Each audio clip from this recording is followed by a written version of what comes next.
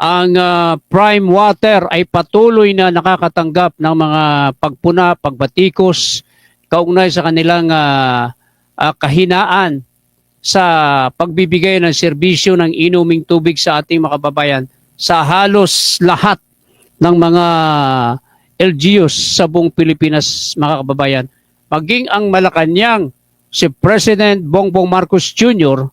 ay nagpahayag sa kanyang SONA kani-kanina lamang na kanyang binanatan, ayan si President BBM, kanyang binanatan ang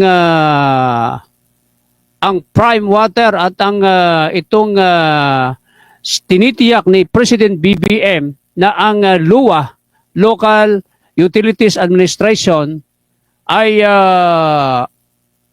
pagagandahin ito ang pagpapalakad sa mga nasasakupan niyang water district at ang mga partners nito, mga kababayan, kung saan nakarating na nga sa Pangulo natin na ang serbisyo ng Prime Water ay walang kwenta, walang kalatoy-latoy, mga kaibigan, na kung saan ang mga Pilipino ay nagrereklamo, nagdurusa dahil hindi makainom ng magandang supply ng tubig at very poor ang serbisyo ng Prime Water sa buong bansa, na kung saan nagtataka naman tayo sa mga LGUs na nagpagamit sa Prime Water sa mga mayor, kasi alam nyo, mayor ang kinakausap dyan Mayor na nakipag-usap sa Prime Water through Water District, mga kababayan. Kasi ang Prime Water, or rather, ang Water District, ay meron po yung Local Water District. Under po sila lahat ng LUA. So, balit itong Water District sa iba't ibang bayan at lungsod sa bansa ay nakipag-joint venture sa Prime Water na pag-aari ng mga bilyar. Nasaan si Senador Manny Villar, na pag-aari ng mga bilyar na lalong yumaman simula nung sila'y simula na naging DPWH Secretary si Mart Villar, mga kaibigan, yung anak ni Manny Villar, na kung saan itong Prime Water ay nakipag-joint venture sa lahat ng mga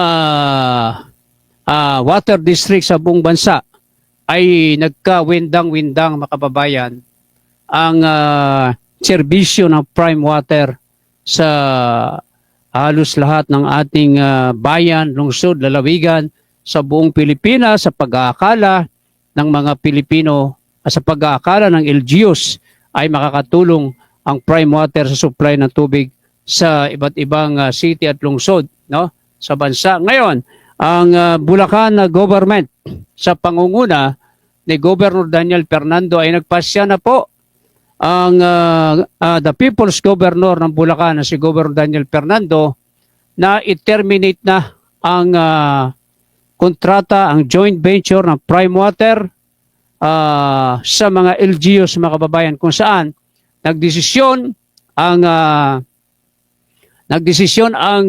Sangguniang Panlalawigan ng Bulacan na i-terminate na ang joint venture, ang serbisyo ng Prime Water sa buong lalawigan ng Bulacan, kung saan ito ay sa pangunguna ni Vice Governor Alex Castro, mga kababayan. Nasaan si Vice Governor Alex Castro? Yan, napakagaling po yung opisyal na yan, napakasipag niyan.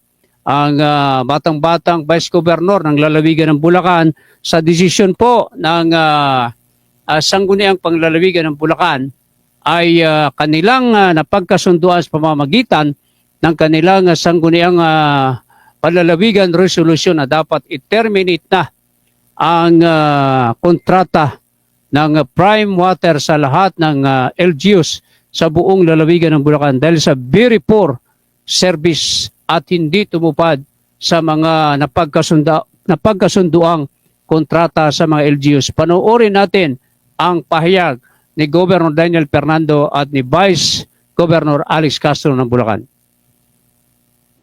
Na nakaraan po, may nabanggit po kayo about investigation, parang looking at the Prime Water issue, kasi isa rin po ito sa problema ng mga taga Bulacan.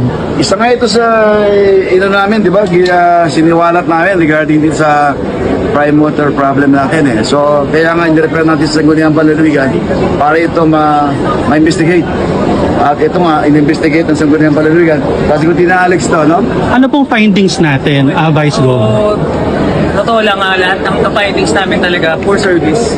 Marami talagang mga nandun sa contract na hindi naman nasunod, lalo na yung magbibigay ng maayos na serbisyo. So yung pinaka-general, hindi nila na-meet.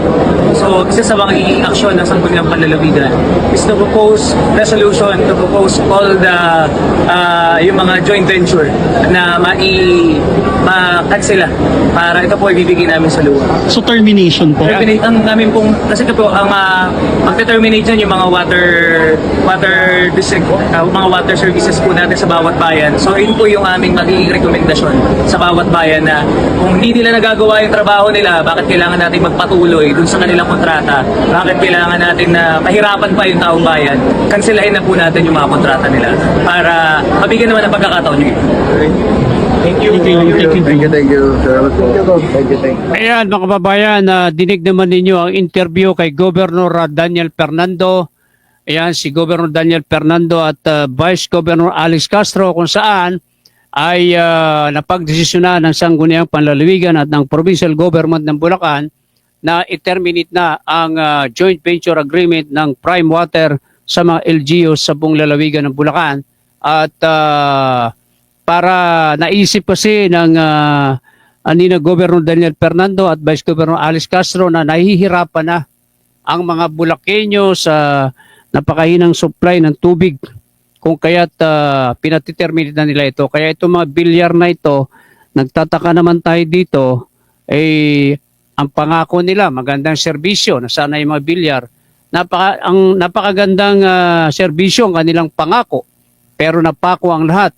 Tataka tayo dito sa pamilyang ito ay tuloy-tuloy ang pagyaman, tuloy-tuloy din ang pagpanalo sa politika.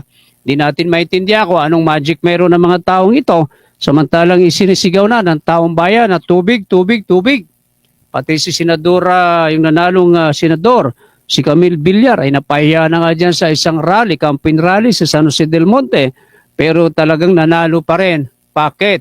Siyempre, alam mo na, pag malakas ka sa COMELEC, tsak mananalo ka. Alam nyo na ibig ko sabihin. Ngayon, congratulations sa Sangguniang Panlalawigan ng Bulacan sa panguna ni Vice Governor Alex Castro, kay Governor Daniel Fernando, mabuhay kayo dyan dahil nakita nyo ang problema ng taong bayan patungkol sa napakahinang supply ng tubig, ng prime water, napakaruming supply ng tubig ng prime water at hindi kayang magserbisyo.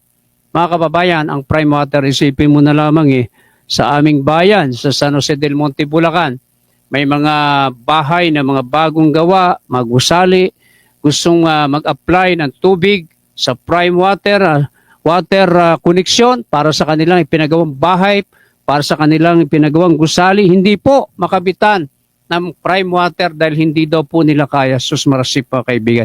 Anong klaseng kumpanya yan? Bakit pa kayo nag-joint venture? Wala palang kwenta yung inyong kumpanya. Siga Mario Batigas, umahagupit. Batigas Files. Eto, basahin muna natin mga comment. Shout out kay Eduardo de la Cruz, Ma'am Orchid Mong na Australia, shout out. Word Fox, tama yan, Sir Man, walang kwenta ang prime water. Huli ka, TV, magandang hapon, Latigo. At kamusta ang gobernador ng Bulacan at hindi ko nakikita sa panahon ng baha? Ay, hindi. Nandun sila, may ikot sila ni Vice Governor Alex Castro, si Governor Daniel Fernando, kaibigang Huli ka, TV. Yan, Ma'am Orchid Bong na Australia, shout out sa iyo. Ayan, So, sana naman iba pang mga lalawigan sa Pilipinas ay kumilos na rin kayo. Gayahin nyo si Vice Governor Alex Castro, Governor Daniel Fernando na umaksyon na. Pinatiterminate na ang joint venture, ang kontrata ng prime water sa mga LGUs. Dahil talagang walang kwenta ang serbisyo ng prime water.